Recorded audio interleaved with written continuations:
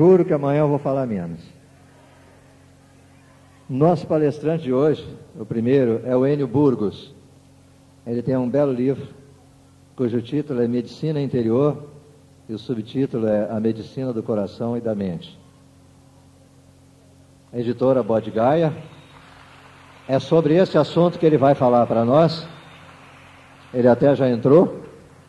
Agora não vai dar para dizer, por exemplo, que ele é formado em medicina, que ele é formado em física, que ele trabalha com pacientes portadores de HIV, alguns em estado terminal, trabalha com gestantes, com crianças. Então ele tem um longo cabedal e deve ter muita coisa interessante para nos dizer. Seja bem-vindo, Enio, e tomara que a turma consiga ler o que você botou lá na rotunda.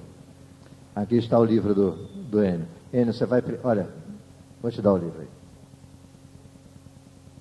Tenho certeza que ele já leu e gostou.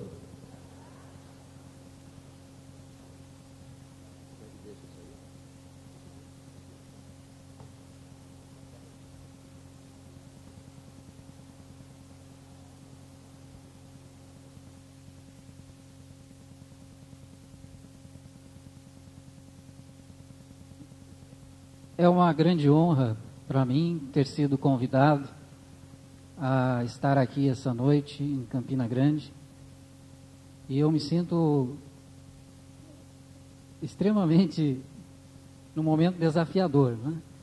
Me colocaram, esse convite veio um tanto quanto de última hora, e eu tenho duas grandes missões que eu não sei se tenho condições de cumpri-las, mas vou tentar dar, talvez, o que de melhor eu puder fazer. A primeira grande missão é estar substituindo uma pessoa que eu tenho o maior respeito, a maior consideração, e é uma pessoa ímpar, que é Pierre Weil.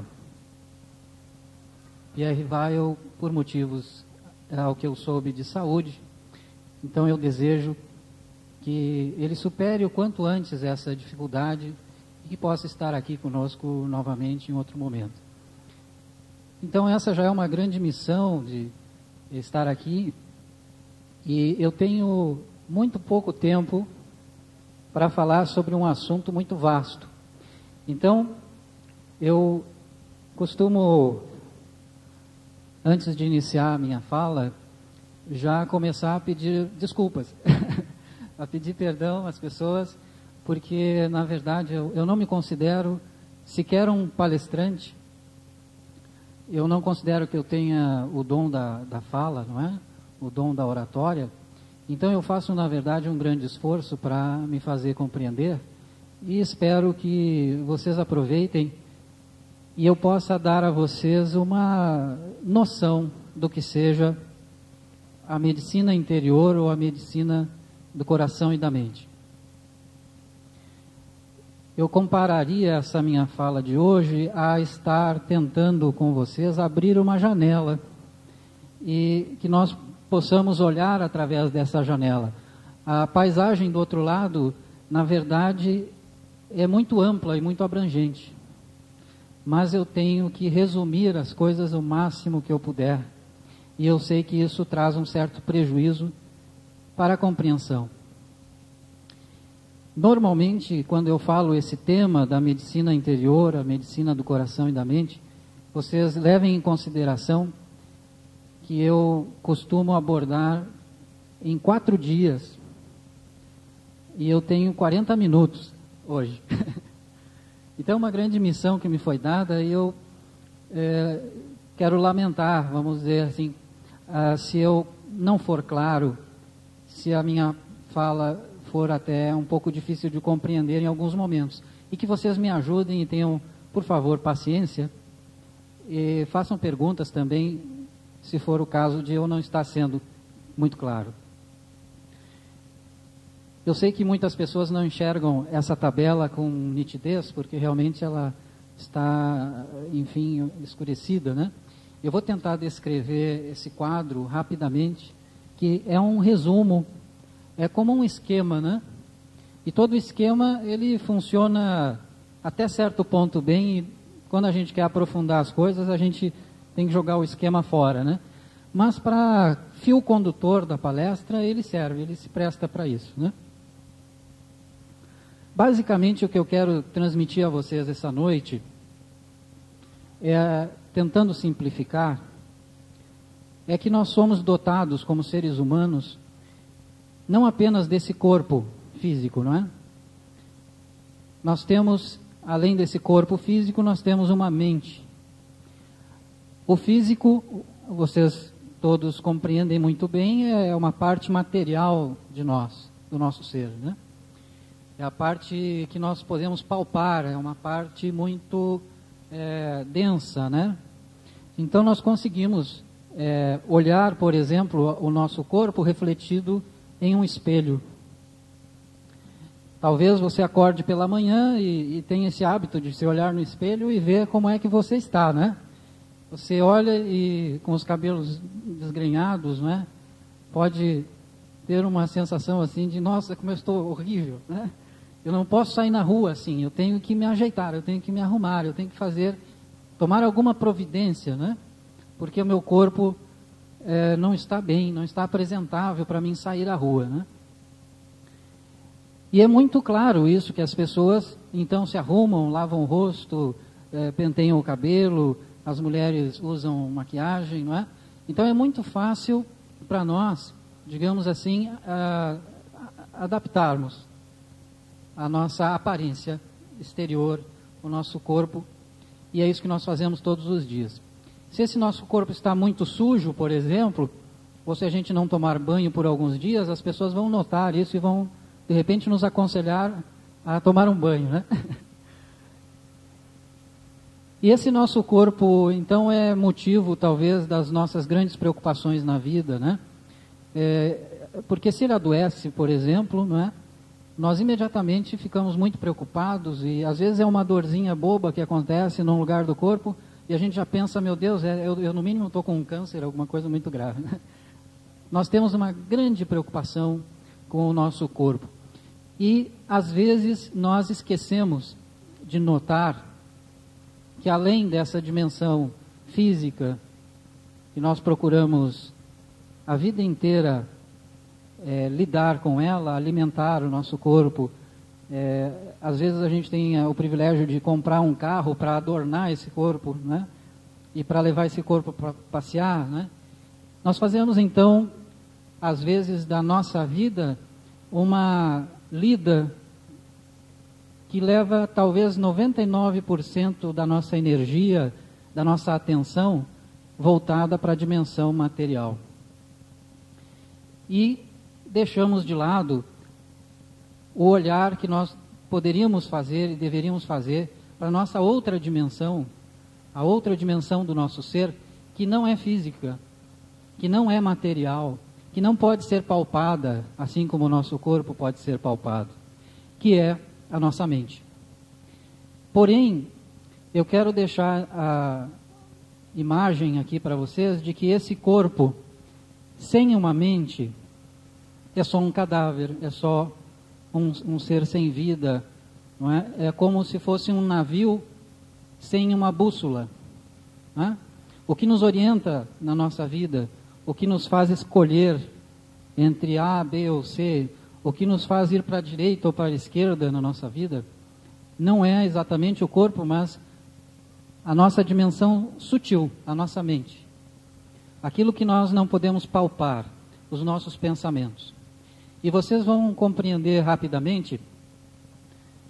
Imaginem que essa minha mente, todos nós temos uma mente a todo momento emitindo pensamentos. Se ela não emitir pensamentos nítidos, pensamentos claros, pensamentos iluminados, se a nossa mente for confusa, em outras palavras, o que acontece com a nossa vida é que a nossa vida vai ficando cada vez mais confusa. Não é? Nós não enxergamos os caminhos, o que fazer, nós não temos clareza das nossas ações, dos nossos atos, porque a nossa mente não tem essa iluminação. Então, na tradição, por exemplo, do budismo, e é por isso que eu escolhi esse termo ignorância que aparece lá em cima, A nossa mente, de modo geral, não está absolutamente iluminada. Nós desconhecemos qual é a nossa verdadeira natureza enquanto seres possuidores dessa mente, né? E o que acontece então é que a ignorância vela, é como se fosse um véu que escurece e nós não conseguimos enxergar sequer os nossos próprios pensamentos. Há uma história muito conhecida que ilustra o que é essa ignorância dentro da nossa mente que nubla os nossos pensamentos. Talvez vocês conheçam a história do pescador que ele, digamos assim, acordou cedo demais para ir pescar, para ir para o seu trabalho, né? Digamos que ele caiu da cama, né? Muito cedo, e olhou para fora da sua cabana e viu que era noite ainda, não tinha lua, era uma escuridão lá fora. Era cedo demais para ir trabalhar. Mas esse pescador tentou conciliar o sono, deitou, virou para um lado, virou para o outro, e não conseguia dormir, não conseguia voltar a dormir. Aí ele pensou assim, bom, eu vou fazer o seguinte, eu vou ir para o rio, vou caminhando até lá bem devagarinho, quando eu chegar no rio, de repente já amanheceu, né? E então aí eu começo a trabalhar e pescar. E foi caminhando devagar, chegou na beira do rio, não tinha amanhecido ainda, ele não sabia bem o que fazer, resolveu sentar um pouco naquela bruma, naquela escuridão, não enxergava muito bem as coisas. Vocês imaginem uma madrugada sem lua, sem luz, né? Só que quando ele sentou, ele sentiu um volume assim, não é? Sentou em cima de alguma coisa. Ele levou a mão e era um saquinho, né? Um saquinho cheio de pedras. Aí ele não tinha o que fazer, tinha um saquinho na mão, ele olhou, pedras, né? Aí ele pegou aquela primeira pedrinha que ele tirou do saquinho e olhou para o rio e começou a brincar, né? Tchum! Qualquer criança faz isso, né? Com pedrinhas na água, né? Aí olhava as pedrinhas pulando, cada vez ele queria tirar mais longe aquelas pedrinhas, né? E ele foi brincando com aquilo e foi tirando as pedrinhas daquele saco e atirando cada vez mais longe, para cá, para lá. E o dia foi amanhecendo, foi raiando o sol. E coincidiu que no momento em que ele levou a mão a esse saquinho e puxou a última das pedrinhas que havia no saco, ele ergueu assim na frente do sol, porque o sol vinha raiando e veio aquele primeiro facho de luz potente, né, iluminando a aurora. E aquele raio de luz incidiu naquela pedrinha e se repartiu em muitas cores, né? E aí o pescador olhou e viu que ele não tinha um saquinho de pedrinhas na mão, mas sim um saco cheio de diamantes. Aquilo que ele tinha na mão era um diamante. E ele tinha jogado todo o saco de diamantes no rio. Brincando. Eu acho essa história muito significativa, porque ela ilustra de uma forma muito clara para mim o que nós fazemos com a nossa vida se nós não temos a luz iluminando as coisas para que nós olhemos claramente, nitidamente para os nossos próprios pensamentos, para os conteúdos da nossa mente. É claro que essa madrugada na história representa o que eu coloquei aí como a raiz dos nossos problemas, a raiz das nossas dificuldades, que é o véu da nossa ignorância. Então, como nós não somos iluminados ainda, nós enxergamos as coisas de uma forma um tanto quanto confusa. Mas nós concebemos, então, dentro dessa nossa dificuldade de enxergar, dentro dessa madrugada, né? Nós concebemos um eu, que geralmente é o meu eu separado, distante de todas as outras coisas, das outras pessoas. Não é assim?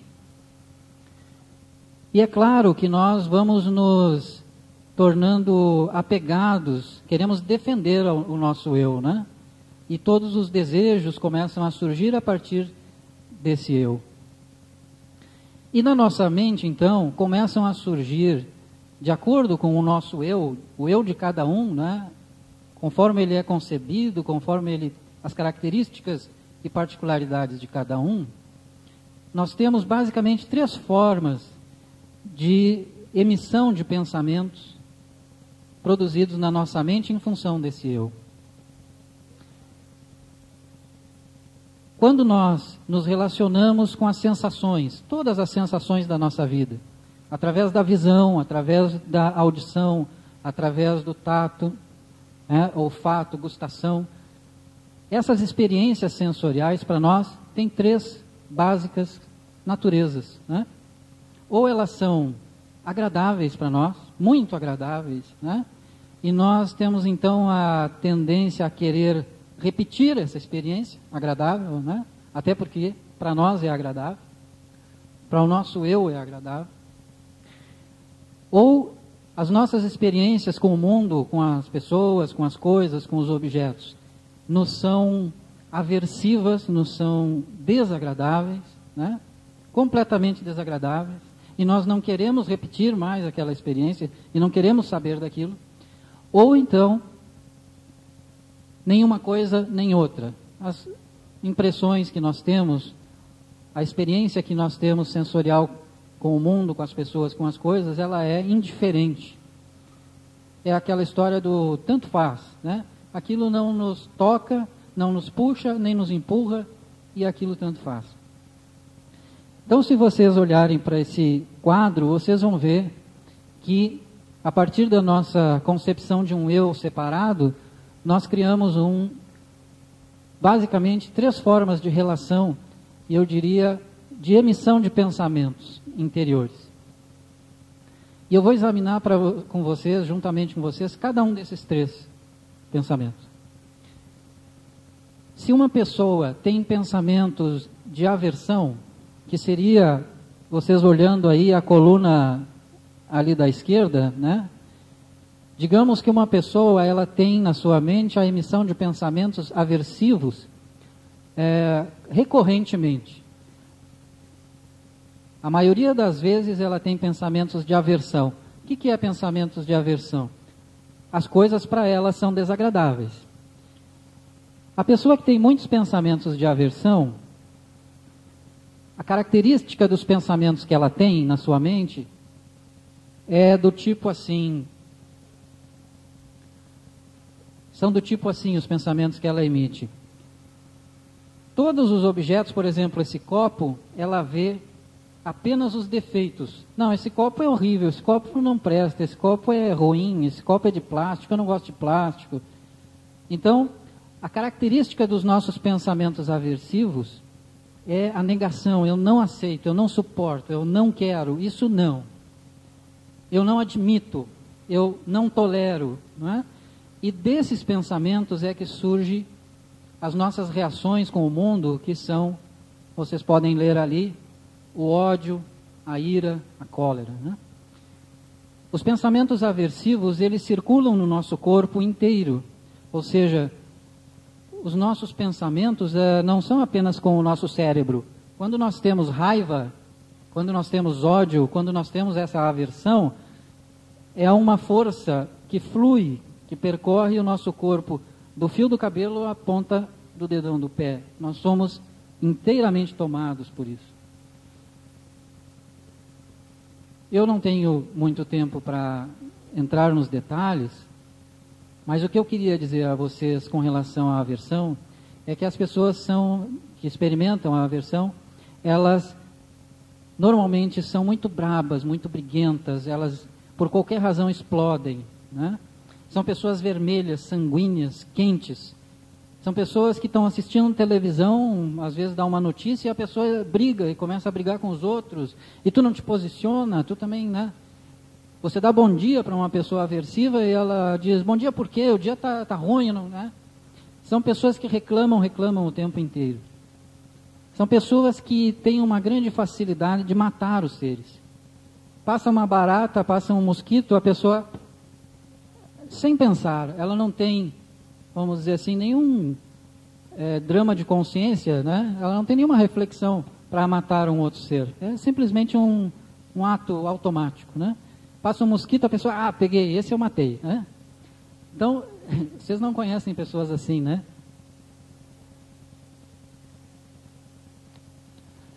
Então, a medicina interior, a medicina do coração e da mente, dá conta de mostrar para nós o que acontece durante a nossa vida se os nossos pensamentos emitidos pela nossa mente, vejam que é imaterial, eu não posso agarrar meus pensamentos.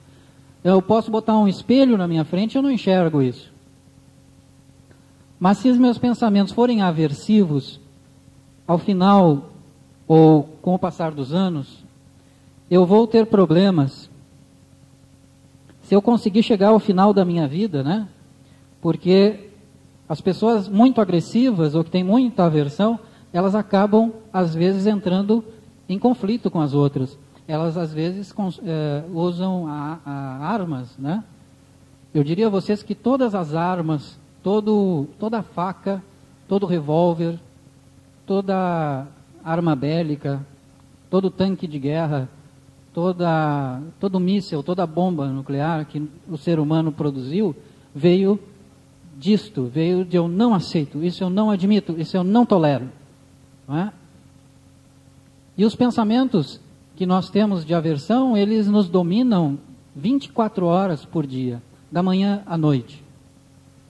Mesmo sonhando, nós sonhamos que estamos lutando com alguém, brigando com alguém, né? Ou seja, ao longo da vida de uma pessoa, se predominarem esses pensamentos com esses conteúdos, com essa natureza aversiva, de cólera, de não, isso não, de só ver defeitos e não enxergar qualidades, esse copo, essas coisas todas eu não gosto, não quero, não aceito, para mim não, isso, essas pessoas vão ter problemas físicos.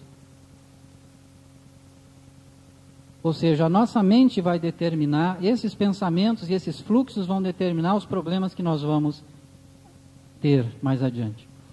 A aversão, ela se concentra no nosso chakra do coração, não é? Então, as pessoas aversivas, elas geralmente têm problemas cardíacos, cardiovasculares, não é? Elas vão morrer de derrame cerebral, vão ter pressão alta, não é? De infarto mesmo, não é? Então, se uma pessoa for, digamos assim, a vida inteira alheia aos seus próprios pensamentos, é isso que vai acontecer com ela. Ou seja, a medicina interior, ela permite que a gente tenha um traçado, a partir da mente que está operando na pessoa, o que vai acontecer com ela daqui a 20, 30, 50 anos à frente. Sem que se precise fazer qualquer exame clínico ou exame de sangue, compreende? O mesmo raciocínio é aplicável aos outros tipos de pensamentos que as pessoas podem emitir. Existem aquelas pessoas que são apegadas. Qual é a característica dos pensamentos apegados que têm as pessoas apegadas, né? É assim, eu olho para um objeto, para alguma coisa, e isso só tem qualidades. Esse copo é maravilhoso. Esse copo é uma coisa muito especial. E a pessoa desenvolve uma atração por aquilo. Eu preciso desse copo. Sem esse copo, eu não posso viver. Né? Enquanto a aversão era, eu não posso viver com isso, eu tenho que me afastar. Os pensamentos da nossa mente ligados ao nosso apego, eles nos fazem levantar e ir atrás e buscar aquilo para trazer para perto de nós. São forças poderosíssimas que nós temos atuando na nossa mente. A nossa aversão e o nosso apego. Em geral, as pessoas que têm muitos pensamentos de apego, elas vão apresentar todas aquelas características que eu enumerei ali e que infelizmente já me avisaram que eu já tenho que parar. Eu não vou ter tempo de discriminá-las, infelizmente, todas, né? Mas as pessoas apegadas, elas têm uma série de características, por exemplo, para citar apenas uma delas, uma inquietude. A pessoa não consegue parar, porque ela tem os seus apegos e ela tem que ir atrás daquilo. São pessoas extremamente ocupadas, têm uma vida repleta de atividades e não param um segundo. É aquela pessoa que tem uma agenda e a sua agenda é recheada das atividades as mais variadas possíveis. De manhã ela tem o personal trainer, depois ela tem o trabalho, depois ela tem que ir não sei aonde, depois ela vai fazer tarô celta antigo, depois ela vai fazer astrologia, depois ela tem aula de balé, depois aula de inglês, aula de piano, aula de não sei o que, não sei o que, não sei o que. Ela não tem tempo para nada, ela está sempre correndo de um lado para o outro, e são as características dos pensamentos de apego. As pessoas que têm esse tipo de pensamentos recorrentes vão ter problemas de sistema nervoso. A própria loucura, não é? Todos os desequilíbrios de ordem mental vêm do nosso apego às coisas. O mesmo acontece com a nossa indiferença. Eu recebo mais um aviso aqui, então... Rapidamente, a indiferença é basicamente nenhuma coisa nem outra, né? A pessoa não vê nem qualidades e nem defeitos nesse copo. Aliás, a pessoa nem repara no copo, né? E tem toda aquela gama de situações que a pessoa pode viver. Se eu puder deixar, em tão pouco tempo, uma noção a vocês, eu gostaria de dizer, para encerrar, que nós, como seres humanos, precisamos aprender, então, a observar os nossos pensamentos com mais atenção, com mais profundidade, para enxergar o que nós estamos fazendo com este corpo, com a nossa vida e com os outros seres humanos.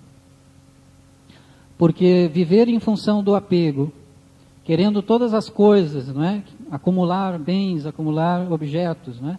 Ou viver dominado pela nossa ira, pela nossa raiva, pela nossa intolerância, gera todas as guerras que esse planeta já passou, né? Então eu não acredito em nenhuma mudança no mundo feita externamente no mundo. Apenas para citar um exemplo, já encerrando,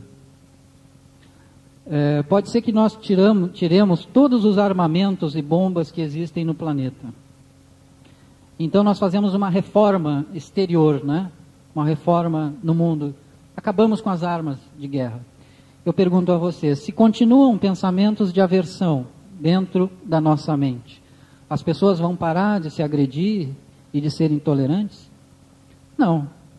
As pessoas vão encontrar formas de se agredir fisicamente, seja a pauladas, a pedradas, ao que estiver à mão ou a própria mão, né? Ou seja, a reforma ou a transformação que nós queremos para esse mundo tem que acontecer primeiro no nosso interior e nesse nível que é o nível da nossa mente, é um nível sutil. A limpeza que nós precisamos é uma limpeza não apenas física, mas é uma limpeza do nosso universo sutil da nossa mente. Se isso ocorrer, aí então eu vou sonhar com a possibilidade da paz. Porque nós não seremos mais, digamos assim, açoitados dia e noite pela nossa aversão, pelos nossos apegos e pela nossa indiferença, pelo nosso orgulho, pela nossa inveja e por tantos outros obscurecimentos que nublam a nossa capacidade de ver clara e nitidamente a nossa verdadeira natureza e a nossa essência feliz que já está dentro de nós e está apenas obnubilada, nublada por esses obscurecimentos. Muito obrigado a todos. Peço perdão mais uma vez de não ter podido explicar melhor. Obrigado.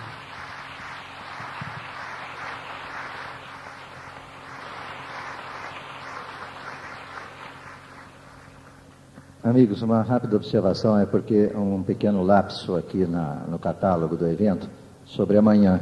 Então era preciso dizer isso antes de tudo. Essa sequência de exibições de filmes de curta-metragem, que tem como título Recortes do Cinema Paraibano, todas essas sessões acontecem às 16 horas, ou seja, às 4 da tarde. E houve um errinho aqui, colocaram amanhã, domingo, dia 6, às 10 da manhã, mas não, é às 4 da tarde. Todas essas exibições são às 4 da tarde.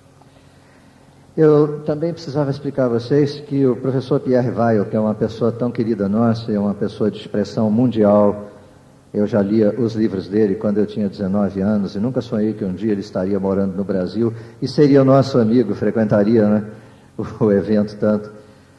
O professor Pierre não anda nada bem de saúde e, infelizmente, há 3 dias atrás, antes que se pudesse colocar no folder, no catálogo, ele não pôde vir ao nosso encontro. E nós esperamos que no próximo ano ele venha, mas a situação física dele não é nada favorável. Então ele não veio, mas mandou amizade e amor para todo mundo, como ele sempre tem feito aqui.